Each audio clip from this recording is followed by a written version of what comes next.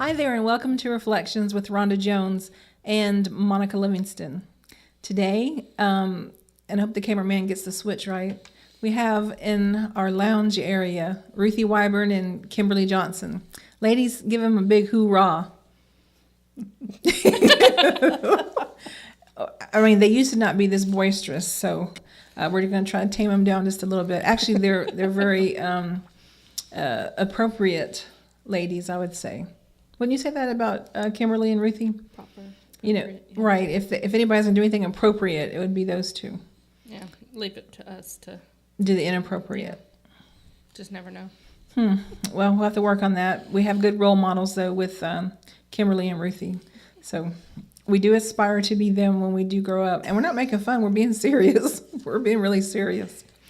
To get the show kicked off today, we want to talk about something that I sent a couple of the ladies via email. And it was an article that I read concerning, I think it was a school in New Jersey. And it may have been a Catholic-sponsored school. Yeah, it was a Catholic high school.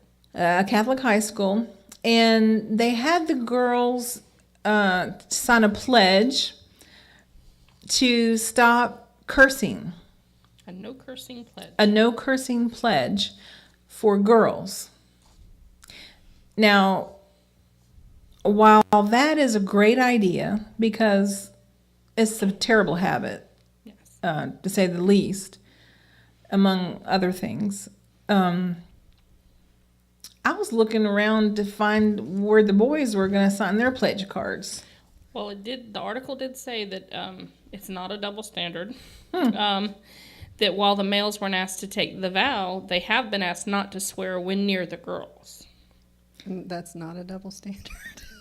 Thank I know, you. that's kind of what I said. Thank you. They didn't have to take the vow. The girls did. And they weren't told, just not to curse at school, but not near the girls at school. So it does, to me, seem very much like a double standard. Ruthie, voice of reason, wisdom, all over your aura. Is this a double standard? Yes, it is. Absolutely. So when we have our two appropriate ladies say it's a double standard, Kimberly and Ruthie, it's pretty much a double standard because they're the voice of reason Yeah. and appropriateness. There's a lot of double standard in a lot of areas, and until we get to the point where we feel that each person is responsible, regardless of their gender, then it'll be a better world. Oh my goodness. I tell you what, we could shut down right now and let that She said it display. all. Right. She said it all just over and over again. And I like the way Kimberly interjected. I mean, almost interrupted me in a way. Yeah. Wouldn't you say? Yeah, I think they're taking pointers or something. I like that. Maybe. I like this. I like this new Feistiness. Kimberly, this feistiness. I like it. But yes, double standard. She gave it.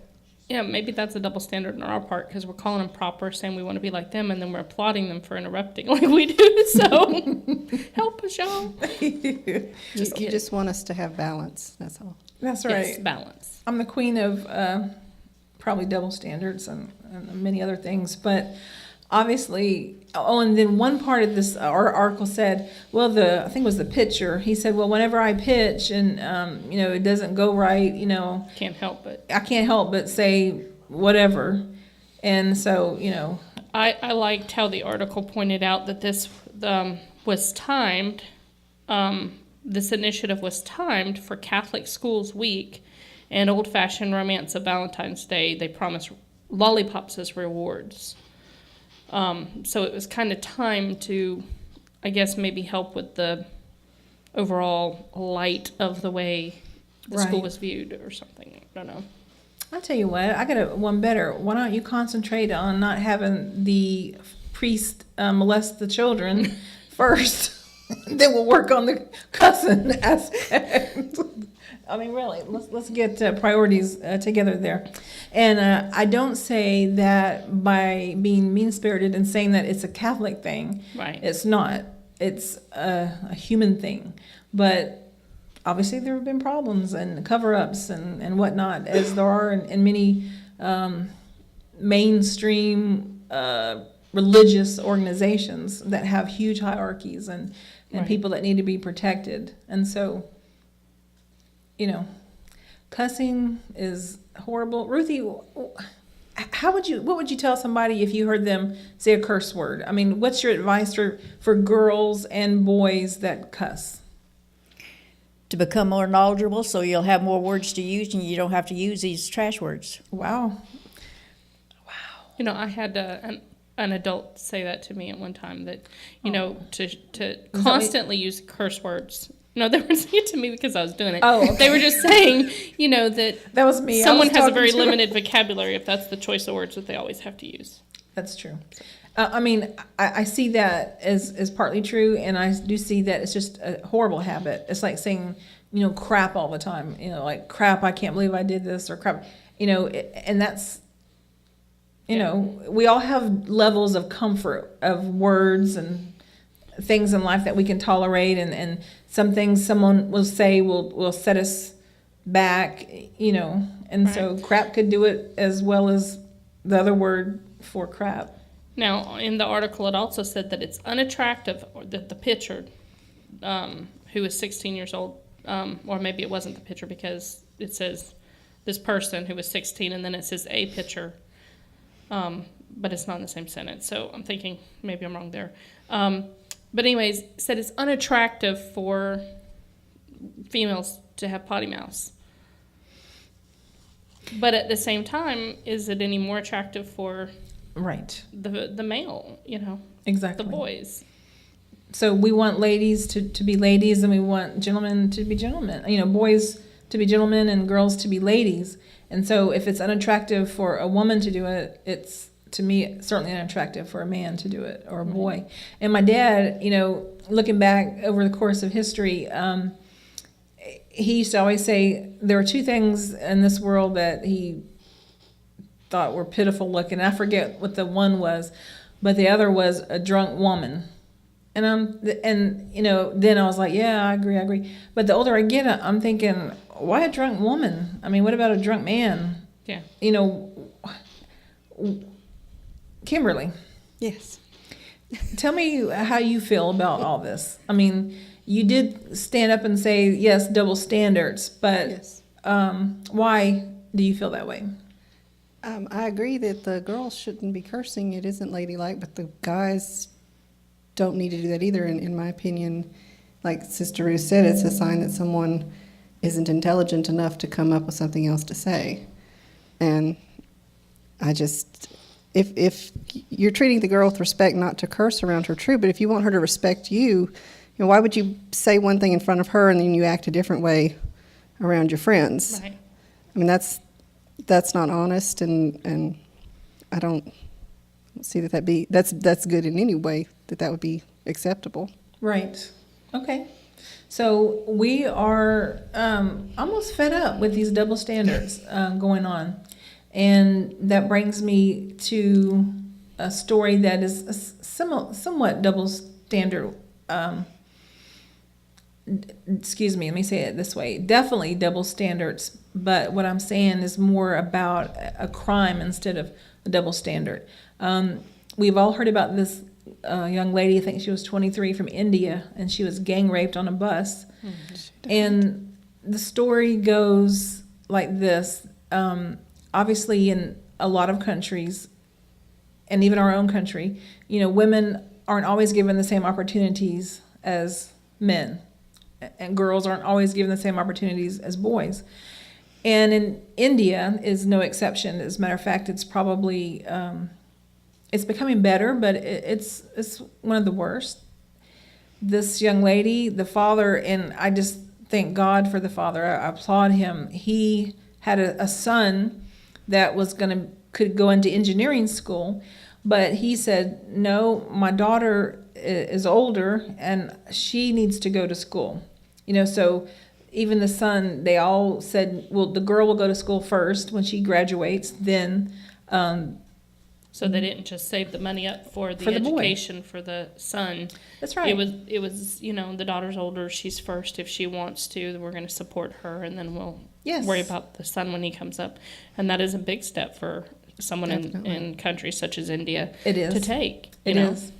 And the sad thing is, she did go to school. She took her final exams during, I think, December the 16th. She wanted to go to a movie. Her and a male friend went to a movie. On the way back, they thought they were catching a bus to get back to the neighborhood, but it was actually a bus of 6 male figures who had, I don't know, hijacked it or were just joyriding on a bus.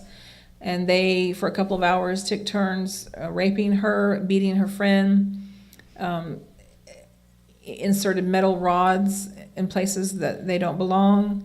They said when she got to the hospital, and then they dumped him on the side of the road on a busy intersection or street. She got to the hospital, and they said they found pieces of her intestines in her stomach. And we all know those never coincide. Oh, goodness. And on, I think, Christmas Day, she went into a coma. But she was alert enough to tell what she thought the names of these people were, and the police had pictures. She identified them. She was very brave, but she wound up going in a coma and dying. Yeah. And the only complaint she had, I don't know if I can say it, but at one point she said, "Mommy, I'm in so much pain."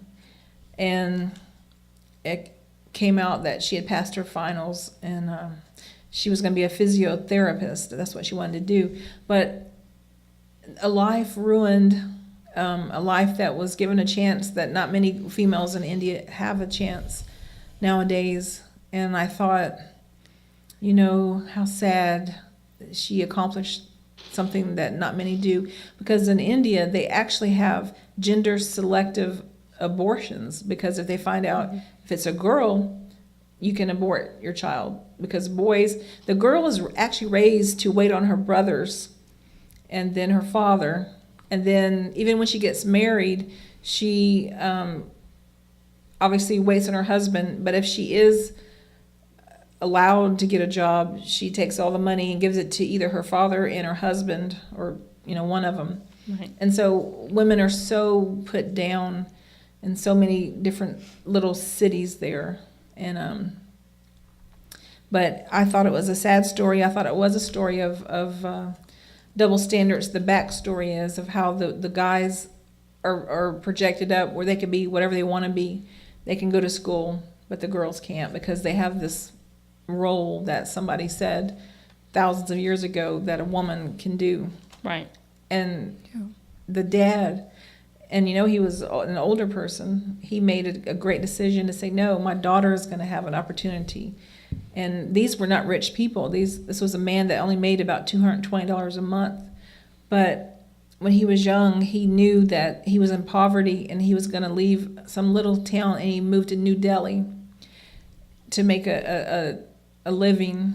And then they sacrificed for their children and for the daughter to go first. And I thought that was a marvelous story. But the man is just beside himself. And it comes up to this question. If that happened to somebody in your family, Ruthie, the father and the brother, they wanted these people to be hung. They wanted them. They wanted to beat them themselves. But then they said, no, that would be wrong if I did that. Ruthie, how do you get through something like this? How do you handle it? Well, one, you talk with God, and because He's in charge and He can help you to get through with it. And I'm glad that they didn't want to retaliate. That's something that most people can't do. And it's terrible that we still have, even in this country, places where the girls or the females are homebodies. They're not supposed to do other stuff, and I think it's terrible that we haven't grown enough to get past that. Absolutely. Kimberly, what are your thoughts? I was just thinking that culturally, I doubt those young men that did that thought they had done anything wrong if they grew up. And if I'm remembering correctly, in India, when you have a meal, the father eats first, then the brothers, then the mom, then the sisters. So if you don't have enough to go around, the sisters don't eat.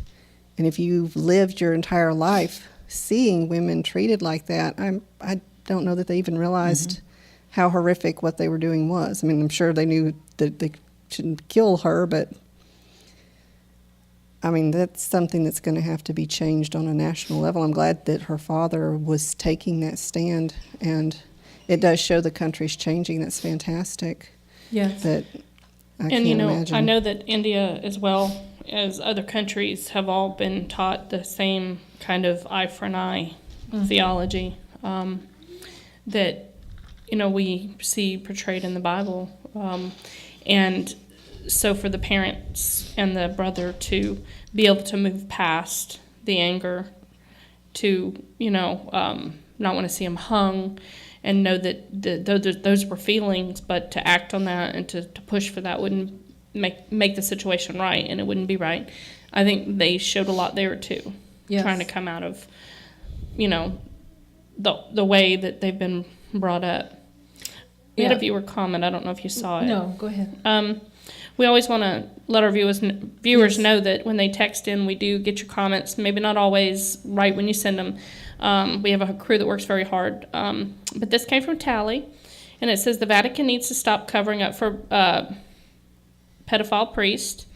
Those priests should be in prison so they can't hurt children anymore. And the Vatican should be made to face the consequences of their actions. Same thing for rapists. And then she added, that's gender discrimination. Absolutely. So, Absolutely, Tally.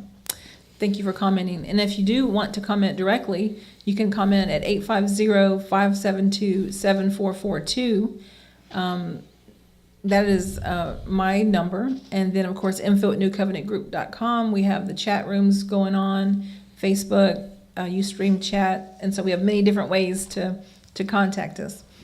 Okay, all that being said, I was talking to my husband just yesterday about, you know, I always say, you know, what I've stopped being, I can't say I was ever very vindictive, really. Most people might disagree, but I don't do the action, and I would never, but I want to get to the point where I don't think it. And I was thinking about this father and brother, you know, they would not do the action, but their first initial gut instinct was to say, I want to beat them just like they did my sister. And I'm not too far from that. You know, I want to get over that part, that initial surge of whatever is in me, you know, and say, if they did that to my child, you know, I would want to just portray the love of God in such a beautiful way that people would say, wow, she acts just like her father. Mm-hmm. And, you know, that's where I want to come from. I don't do it now, the actions, but I want to come to a point where I don't think it. right. And so it's just a matter of concentrating more, to me, on, you know, the love example that we have in God. And I do, and, you know, I have to examine it a little closer and find out why I you know, when I see children abused or even animals abused or just the disenfranchised people, I've always been for the underdog, it seems like, and it just really frustrates me. And, you know, definitely Jesus, I would have to say, as being very God himself, was certainly, for, you know, even though he thinks we're worthy and he knows we are worthy because we're his children and because we are individuals, you know, obviously we all have problems. And so I would call us underdogs.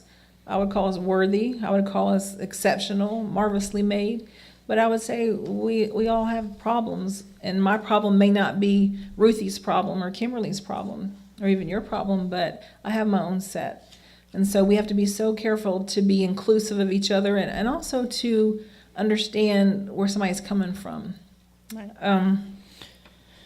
You know, I like the point you brought up about not even having those thoughts, and, you know, like you said, you wouldn't act on them, but you have those thoughts, and I think most people do. And I hope that most people can say that, that those aren't good thoughts. I mean, I'm sure that there are a few out there that say, oh, I'd be totally justified. If somebody hurt my child, I hurt them too. And to have those thoughts and even to act on them.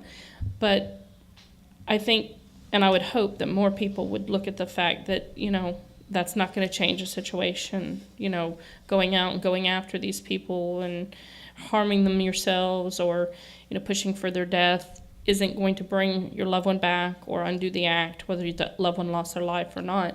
And if we look at what really happened at the cross, and before the cross, whenever they were against Jesus, when they were nailing him to the cross, when they were, trying to trap him with his words and everything that he went through when he was being beat, he did not retaliate. He simply loved those who were totally against him and were hurting him and turned the other cheek.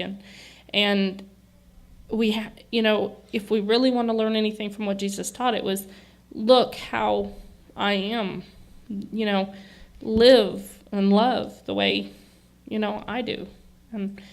And we can't do that just by, oh, well, so-and-so, and it's all right with so-and-so, and everybody has this feelings, and everybody, and just, across the board, it's okay. Right. To have to think like that, because so many people go, oh, well, that's okay. It's not that big a deal. I mean, you didn't do anything about it. You just thought it, but. It's a big deal, folks. I mean, I think so. And I think sometimes we get into this thing, and I might get a lot of Rotten Tomatoes thrown at me, but we're just anything goes, and it's my honest emotion, and so you can't say anything about it's my emotion, it's not yours, so I can feel that, and I want to go with it, and I do feel it. Sometimes we need to be very disciplined and learn that some of our emotions, even though that's what they are, they're things that erupt from us based on circumstances. We can control those things, and I don't think every emotion that we have is good. And a lot of emotions that we have aren't healthy for us. Exactly. They don't lead us anywhere that's positive. Right. And a lot of people say it's just an emotion, it's not an act. Kimberly, what do you think? I mean, emotions, is it okay for us just to have any old emotion we want?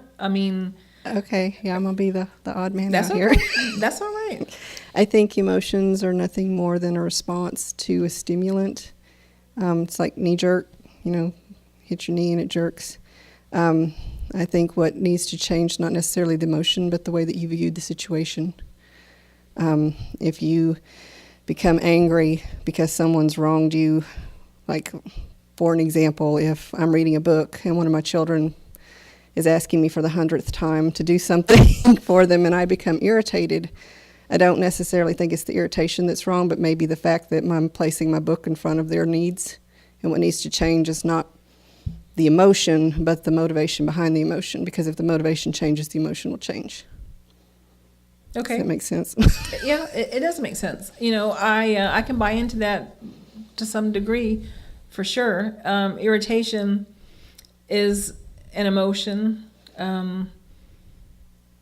Whether it's okay to be irritated at our children for asking a question 100 times or not, that's a matter of opinion, some would say. I would say we need to try never to be irritated regardless of the situation with our children. And so that's an emotion regardless of what happens and what they do and don't do.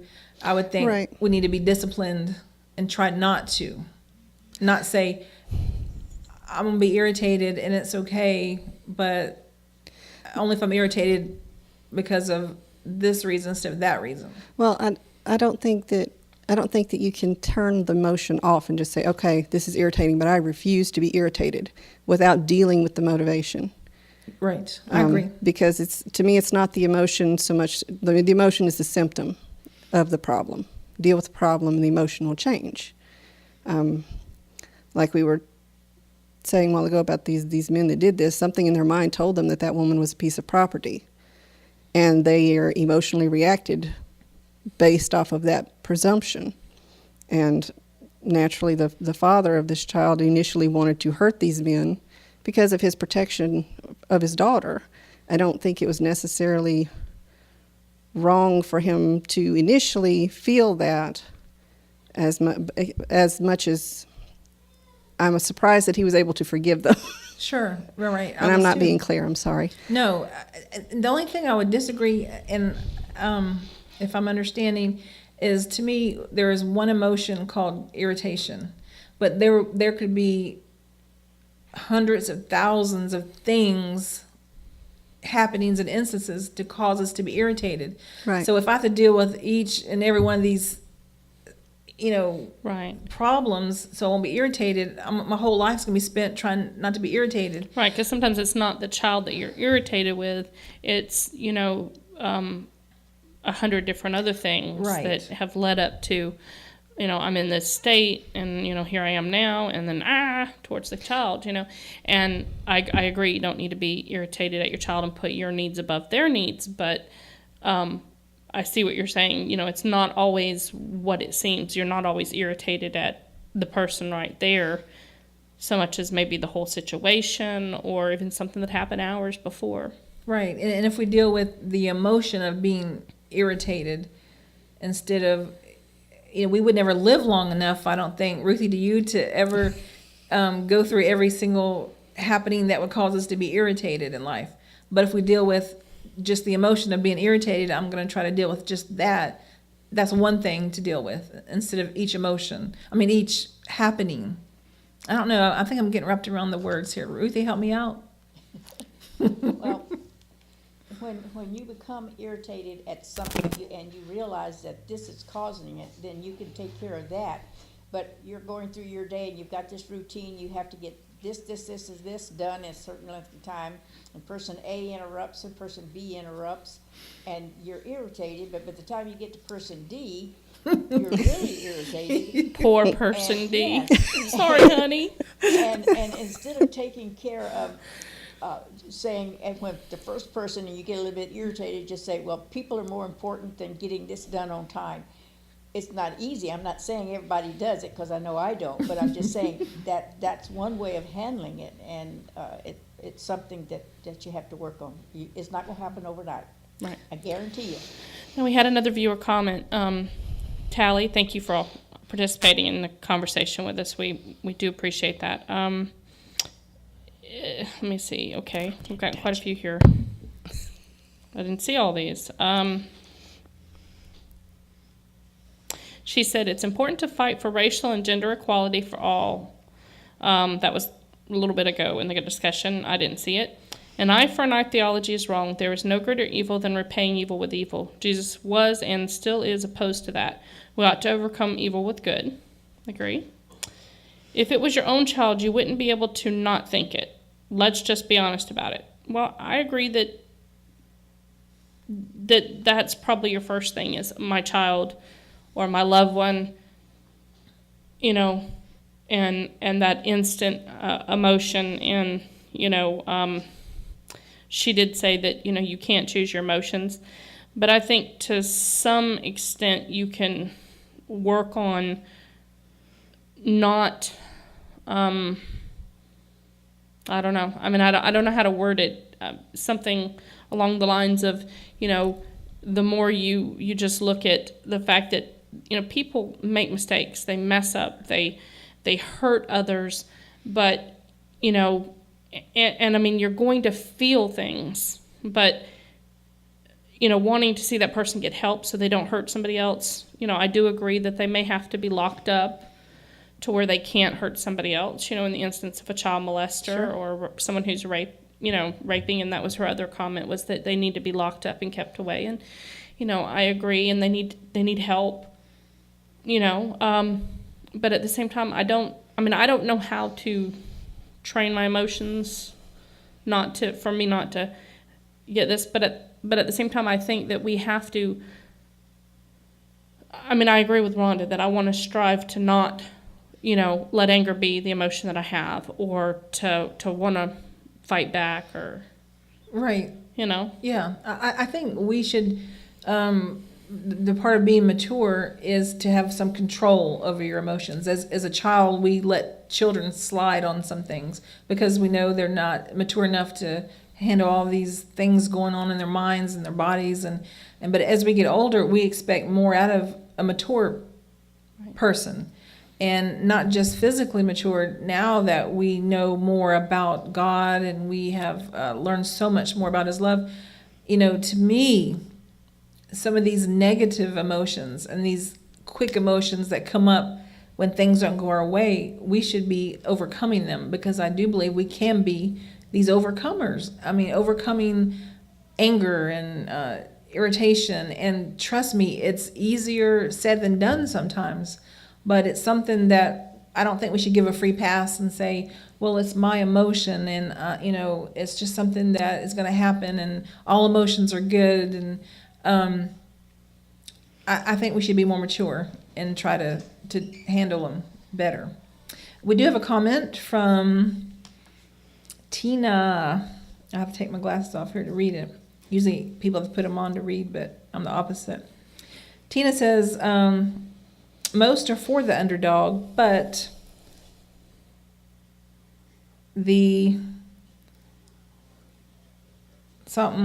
are we also for the dog? We need to be for everybody. That's true. And right now I'm not for everybody. I'm just for the underdog. So I'll try my best to be more for the dog, all the dogs. But I give my first glance to the underdog. And I agree with her. We should see everybody the same. Right. We should. Very good. Thank you for that. Okay, yesterday was quite exciting. My husband and I like to dabble around and go to garage sales. He likes to go all the time on Saturday. And so I usually am the driver, and I'll take him where he wants to go, and I have fun watching him look around. And anywho, we went into this one subdivision, and we saw two clean-cut young men with Bibles in their hands and little pamphlets. And I knew, I didn't even have to, I just pulled over because I knew what was going to happen. So he jumps out, and I said, "Go ahead, honey."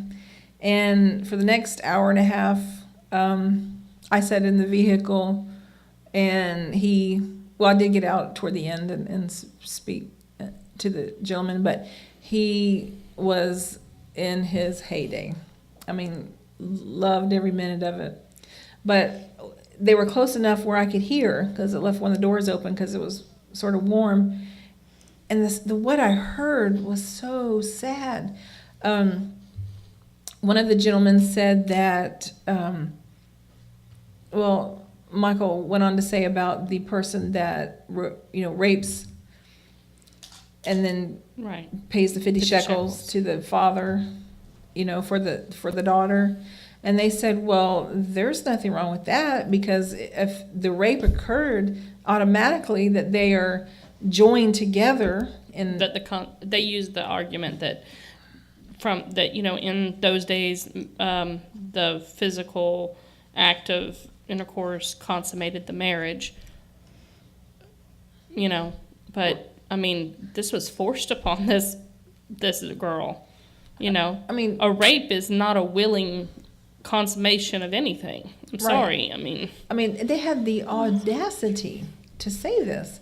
And I thought they heard me because I was and I said, "Oh my God!" I mean, I was just coming unglued. And this is like one of those things in my mind, like but I didn't. And my husband was very gracious. But when they said that, I thought, how sad, how indoctrinated, how learned you are about these Old Testament scriptures to think. And some people do think this. They think that if a woman, especially, they usually always pin it on the woman.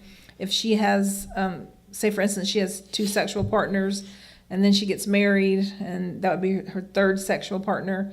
Each one she's married to, or she's tied to, and that's the biggest bunch of crap ever in this world. And ladies, please don't think that. Please don't think, because... But they don't attribute the same sing to the men. No, Not that I've heard. no, So no, they don't. You know, and I'll go on the record to say, and we're going to talk about this, and it kind of goes along with it, about marriage. Nowadays, youngsters are more into, like you said, and Kimberly said, this instant gratification, and if it doesn't work out, that'll be fine. I can go on, and that's a poor attitude to start with. But if you have made a mistake and you have married someone you're not supposed to be with, right. I implore you to go get you a divorce. In the words of Tammy Wynette, divorce.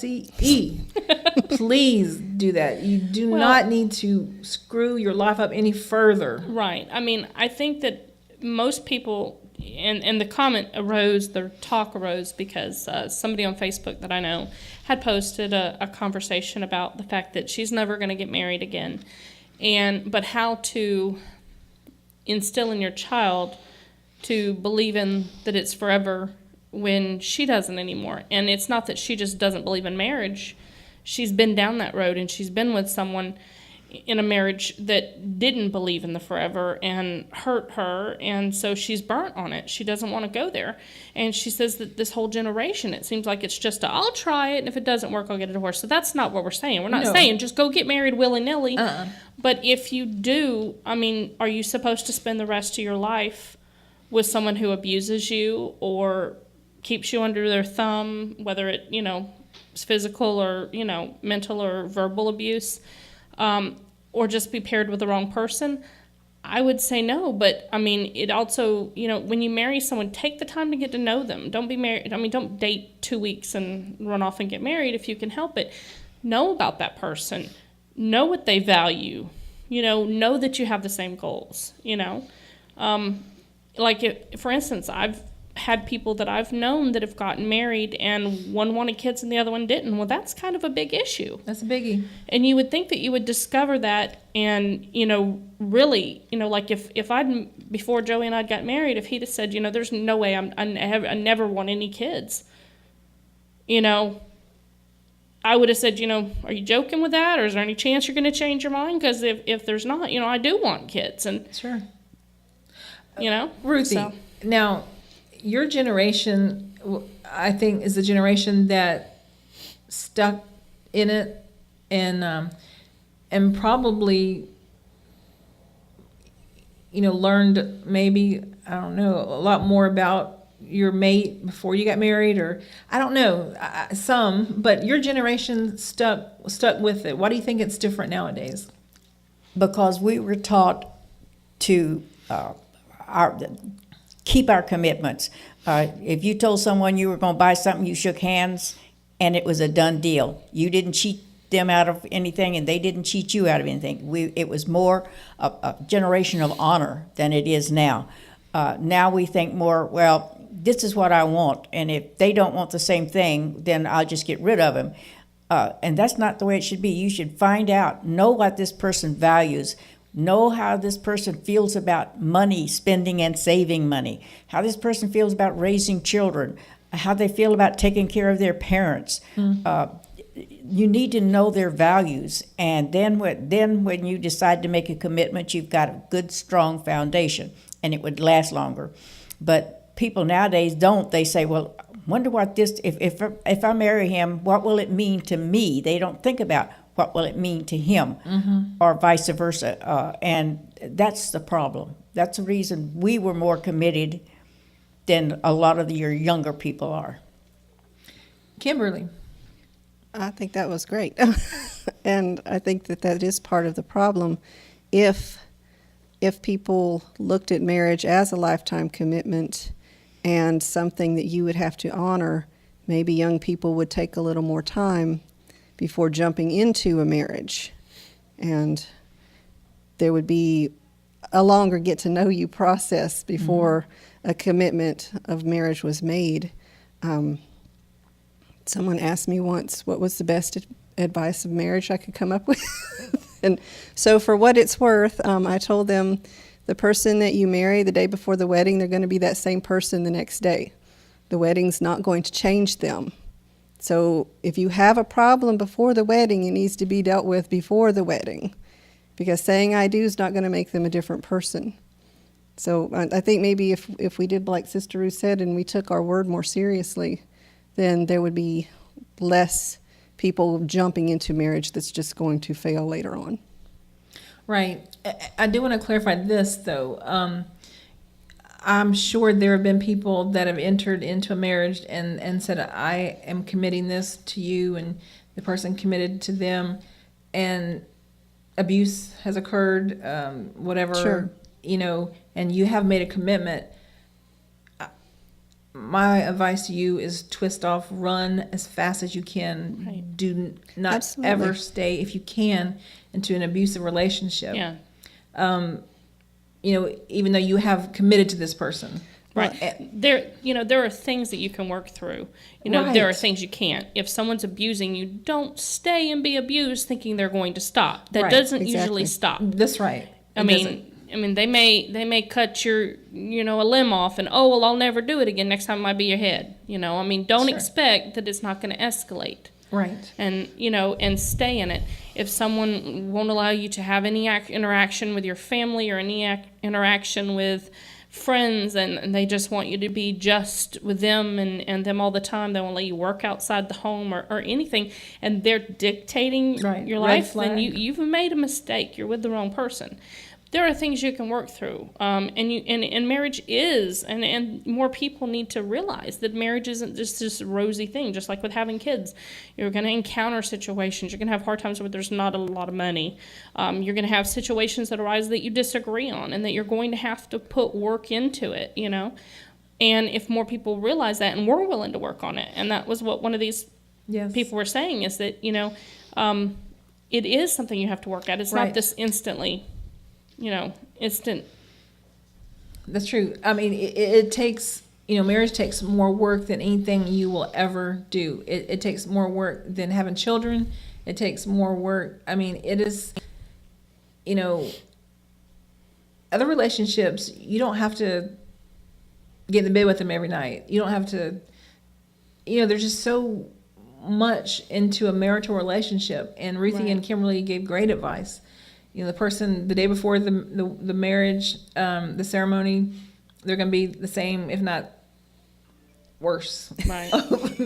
a week later, because they're probably going to be on their best behavior for a while. And Ruthie, find out all these things. It's not, do we like to stroll on the beach together, and do we like spaghetti? That's insignificant. Absolutely. How are we? Money is so important to figure Right. out, and like she said, taking care of elderly parents, or she's got great advice there. And 99% of the things can be worked out. I would say, I'm just making that up, in a marriage.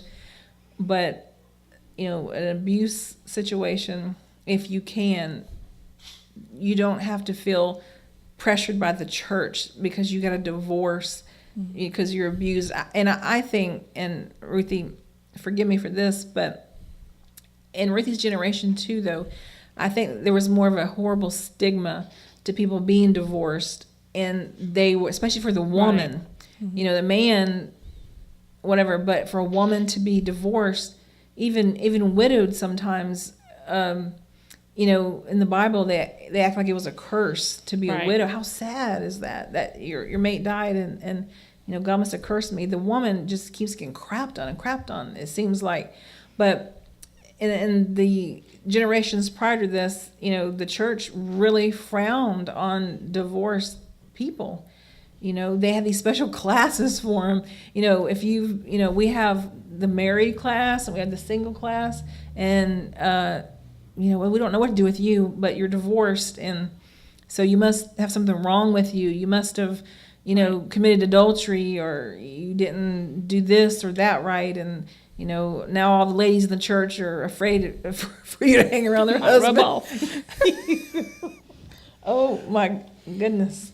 We have another viewer comment, and this is more on. It's totally not any topic we've discussed, but I think it's very important that the thoughts and prayers of everybody right now are with the little boy who's still being held hostage in Alabama. That's a very tragic situation that has occurred, and we're all praying for a peaceful resolve to that, that the child can be reunited with his family without any harm. It seems like at least the person holding him hostage, even though it's tragic and needs to end, has allowed him to have medical care and, isn't like in there molesting him and abusing him. Yeah. So we're thankful for that. Right. At least that what we've seen so far indicates that it's just, holding him to protect himself type deal, Oh my goodness. which is awful. Oh my goodness. The trauma that this little boy is going to have for the rest of his life, and Yeah, he has Asperger's. and he has Asperger's syndrome, and Oh, that my God. just complicates things in so many directions. We do have a comment from my girl Tina. She said, "Kids today think love is an emotion, just what they." She said, "Sorry, my phone's acting up." I don't know, but either she got a good case of ebonics going on right now, or I don't know. Just what they deal, and when their feelings change, they feel like, I don't know. I'm sorry, girl. It's just crazy. They feel like they're in love, and then they want out. I'm thinking she's saying they think love's an emotion, and then emotions go up and down. They And when it change, fades, and when it it's fades, oh, I'm gonna get out because I don't have that same feeling. And she said, but love is enjoying each other, maybe. But she does say, "Love you, sis." So that's the main thing on that comment. And she said, "Sorry, my phone is acting up." I am too, because I probably made you look like you are terrible in grammar. And crew member, please don't show me any more. gang sign. Flashing gang signs back The there. crew member's flashing up some gang signs on me, telling me we don't have any more time. But thanks, Tina, for trying to comment. But that one thing about the dog, it was like, are we also for the dog? And I was trying to give her the benefit of the doubt, but it was a good thought. We should be for everybody. All Well, dogs. sometimes these phones do some auto-correcting stuff that I've They crazy. do. All dogs do go to heaven. So let's keep our good thoughts and well wishes and whatever we can do for this little boy. And if we're going to be for all dogs, then for the man, there's something terribly wrong with him. That you would go on a school bus and kill the bus driver in front of all these kids.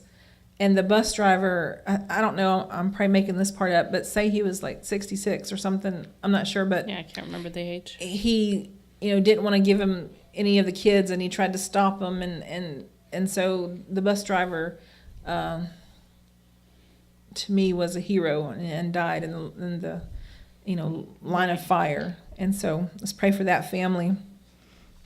And we hope that as you go about today, that you learn that we have a great example in our Father, God, Jesus, and it's a love example.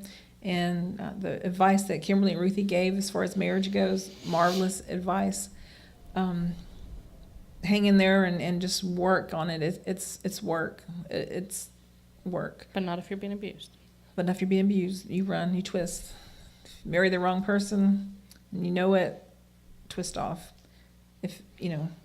Otherwise, think of it as some kind of a challenge. I'm gonna try to get along with this person. This is like the hardest person in the world to get along with. But if I can get along with this person, I can get along with anybody. And so, God can certainly use you to be a positive example for others, and that's what we want. We want people to be able to go through life in the best possible way. And so thank Kimberly and Ruthie for their great wisdom and for being always ladylike. And we thank you too. And I hope you're feeling better, Mo. Right. And we will see you next week. Next week, we're going to have a Ruthie and Kimberly are special guests, but we're going to have a special guest. Not so frequent guest. A not so frequent guest, and she will be in the studio. We had her one time before. She was on location in the Bayou, with us, but her name is Beverly Julian, and she is a volunteer at the Northwest Florida Wildlife Sanctuary, and she's also volunteered for the Prater, I think it's Willie syndrome people. It's a syndrome. She'll go into it. She knows more about it, but it's part of the month of February. On February the 28th, it's a day they've set aside for rare disease days, because we know of cancer, horrible. We Right, know have of heart whole months disease. devoted to. Right. It's this heart disease. It's horrible, but there are so many rare diseases that we don't know about, and education is one of the best things you can do in helping find a cure for something, or helping other people to get involved. And so she's going to educate us on this rare type of a disease called Prader-Willi syndrome. And it's going to be very interesting in the work that she did in a group home. And so next week we'll have that. Please tell everybody about it. And don't forget, you can watch us on YouTube starting probably tomorrow. If you tell your friends if they didn't see a show, you can find them all on our YouTube channel. I think it's under NCG Studios or something like that, close to it. Anyway, peace out. We love you.